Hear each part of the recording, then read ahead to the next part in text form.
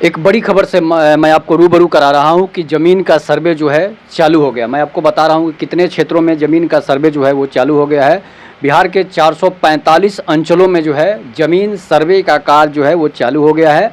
अगर आप कहीं बाहर हैं, कहीं बाहर नौकरी कर रहे हैं, सरकारी नौकरी कर रहे हैं या फिर प्राइवेट नौकरी कर रहे हैं, तो चुपचाप आप घर पहुंच जाइए, इसलिए कि ज़मीन का सर्वे चालू हो गया है। जो आपकी ज़मीन है, अगर आप नहीं रहेंगे तो सरकार उस ज़मीन को सरकारी मान लेगी और किसी गरीब को उस ज़मीन को बांट देगी। इसलिए बिहार के तमाम बाहर कमाने गए या फिर बाहर जो रह रहे हैं, घर बनाकर, द्वार बनाकर अगर बाहर रह रहे हैं, उन सभी लोगों के लिए एक बहुत बड़ी खबर है कि आप अपने गांव आ जाइए और अपने गांव में सर्वे कराइए, अपने ज़मीन का सर्वे कराइए। नहीं तो जिस तरह से जनसंख्या जो कास्ट सेंसस हुआ, जातीय जनगणना हुई, उसमें कुछ जातियों को कम करके दिखाया गया। इसकी बड़ी वजह है कि आप बाहर रह गए और जब जातीय जनगणना हुई तो आप बाहर से आए नहीं और आपको इसका खमियाजा भुगतना पड़ा। उसी तरह अगर आप ज़मीन सर्वे हो रहा है, नहीं आएंगे तो समझिए कि आपकी ज़मीन जो है वो आपके हाथ से निकल जाएगी। मैं आपको बता रहा हूँ कि मुख्यमंत्री 2024 में जो है इसकी जनगणना शुरू कर दिए हैं कि नवंबर 2025 तक सर्वे का काम जो है पूरा कर लिया जाएगा। माना जा रहा है कि सर्वे के पूरा होने में भूमि जो सर्वे का समाधान हो जाएगा। इसके बाद मैं आपको बता रहा हूं कि 445 अंचलों में यह कार्य जो है वो शुरू हो गया है। यह काम जो है अगले साल नवंबर तक पूरा करने का लक्ष्य रखा गया है और ज़मीन पर दावा करने वाले आपको सभी दस्तावेज देने होंगे, जिससे कि आपकी ज़मीन आपकी रहेगी, नहीं तो फिर उस पर दूसरे का हक हो जाएगा। और इससे सर्वे से फ़ायदा क्या होगा कि आपके पूर्वजों के नाम पर जो ज़मीन था वो आपके नाम पर है कि नहीं है, या फिर आपके पूर्वजों का ज़मीन जो है किसी और ने कब्जा कर रखा है, आपको नहीं मालूम है, तो उससे भी आप छुटकारा पा लेंगे और वो ज़मीन आपकी हो जाएगी। जैसे आपके ज़मीन में आपने किसी को बसाया है, आपके पूर्वजों ने किसी को बसा दिया है और वो ज़मीन जो है आपके नाम पर है और वो दावा कर रहा है कि नहीं, ये मेरे नाम से ज़मीन है, उसे आप लेना चाहते हैं, तो फिर वो कागजात अगर आप जमा करेंगे, ज़मीन की सर्वे हो जाएगी, तो वो जो है ज़मीन आपकी हो सकती है और वो दावा नहीं कर सकता है। लेकिन अगर आप नहीं पहुंचते हैं और नहीं करते हैं तो समझिए कि आपकी समस्या बरकरार रहेगी। वो आपकी ज़मीन पर दावा करेगा, आपका रसीद कटाएगा, वो अपने नाम से ज़मीन वो कर लेगा और आपको कुछ नहीं मिलने वाला है। 20 जिलों में 89 अंचलों में यह सर्वेक्षण का काम जो है चालू हो चुका है और 89 अंचलों के बाकी 445 अंचलों में कर्मचारियों की कमी के कारण जो है काम रुक गया था। इसलिए लगभग 10,000 नए कर्मचारी अब नए सिरे से रखे गए हैं। इसके लिए 10,000 नए कर्मचारी रखे गए, उन्हें ट्रेनिंग देकर सर्वे के काम पर लगाया गया है। इससे पहले ज़मीन से जुड़ी सभी दस्तावेज को कंप्यूटर में दर्ज किया जा चुका है। ये सभी कागजात ऑनलाइन भी देखे जा सकते हैं।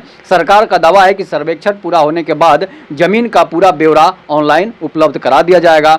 1890 में जो है ज़मीन का सर्वे हुआ था। राजस्व मंत्री दिलीप जायसवाल ने कहा है कि मुख्यमंत्री की इच्छा के अनुरूप अगले साल तक विशेष भूमि सर्वेक्षण का कार्य पूरा हो जाएगा। उन्होंने कहा कि नीतीश सरकार की ऐतिहासिक उपलब्धि साबित होगी। 1890 में जो है इसका पहला सर्वे हुआ था, इसके बाद 1990 में दूसरी बार इसकी शुरुआत हुई थी। फिर नीतीश कुमार की अध्यक्षता में, नीतीश कुमार के मुख्यमंत्रित्व काल में जो है ज़मीन का सर्वे का कार्य शुरू हो चुका है। इसके बाद मैं आपको बता रहा हूँ कि इससे न सिर्फ ज़मीन के झगड़े खत्म होंगे बल्कि ज़मीन खरीद बिक्री में भी आसानी होगी। इसके अलावा सरकार को भी ज़मीन से जुड़ी योजनाओं को लागू करने में मदद मिलेगी। ऐसे में सरकार को उम्मीद है कि जनता भरपूर सहयोग करेगी।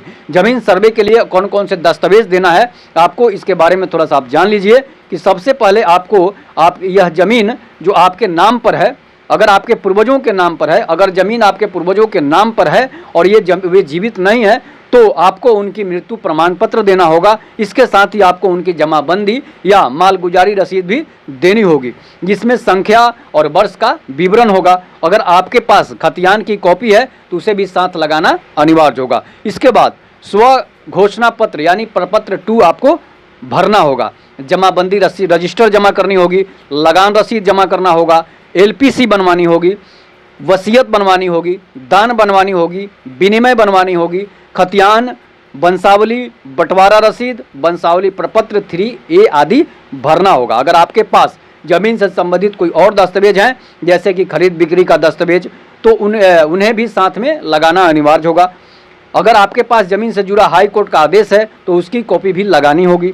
आपको एक प्रमाण पत्र भी जमा करना होगा। इससे यह साबित हो सकेगा कि आप ही के असली ज़मीन के मालिक हैं, वारिस हैं। इसके साथ ही आपको अपना आधार कार्ड भी देना होगा। तो ये थे ज़मीन के कागजात जो आपको देना होगा। किसके साथ? जब ज़मीन का सर्वे होगा उन अधिकारियों को देना होगा। इससे आपको फ़ायदा होगा, आपके ज़मीन पर आप अपने खुद का मालिकाना हक लेंगे, खुद आप ज़मीन के मालिक हो जाएंगे और सरकार को इससे भी सहूलियत होगी। ज़मीन का सर्वे कराने के पीछे की सबसे बड़ी वजह है कि गरीबों को ज़मीन बांटना, गरीबों को घर बनाकर ज़मीन को देना। इसलिए कि ऐसे बहुत सारे गरीब हैं जिनके पास घर नहीं है, जिनके पास ज़मीन नहीं है और वो घर बनाने के लिए सरकारी ज़मीन पर घर बना देते हैं। इससे क्या होगा, ज़मीन का सर्वे जब हो जाएगा तो कौन सरकारी ज़मीन कब्जा किया है, कौन जो है गैर मजरूआ ज़मीन को कब्जा किया है, वो सारे ज़मीन की जो है पता चल जाएगी और वो सारा ज़मीन जो है सरकार अपने नाम से कर लेगा। इसलिए कि जो गरीबों को घर बनाकर दी जाएगी उसी ज़मीन पर दी जाएगी, सरकारी ज़मीन पर नहीं दी जाएगी। उसके बाद जो होगा कि आप कितना ज़मीन, आपका ज़मीन कौन कब्जा किया है, दबंगई से कब्जा किया है या फिर ज़बरदस्ती कब्जा किया है, उसका भी पता चलेगा। और सरकारी ज़मीन आपने कितना कब्जा किया है उसका भी पता चलेगा। अगर आप बाहर रह रहे हैं, आपके ज़मीन को किसी ने हड़प लिया है, उसका भी पता चलेगा। आपके ज़मीन में कौन कौन बसा है और आपके नाम से ज़मीन है, उसके नाम से नहीं है और फिर भी वो आपको ज़मीन नहीं दे रहा है, उसके बारे में पता चलेगा। इससे क्या होगा कि जो भी ज़मीन पर हमारे पूर्वजों ने पहले जो अपने ज़मीन पर जिन लोगों को बसाया है, उस ज़मीन का भी पता चलेगा और उस ज़मीन के मालिक आप होंगे। तो इसलिए सरकार ज़मीन का सर्वे करा रही है। तो जो लोग बाहर कमा रहे हैं वो ज़रूर आएँ अपने गांव और इस ज़मीन के सर्वे में शामिल हो, ताकि आपका ज़मीन सुरक्षित न रहे। नहीं तो बिहार सरकार जो है आपकी ज़मीन हड़प लेगी।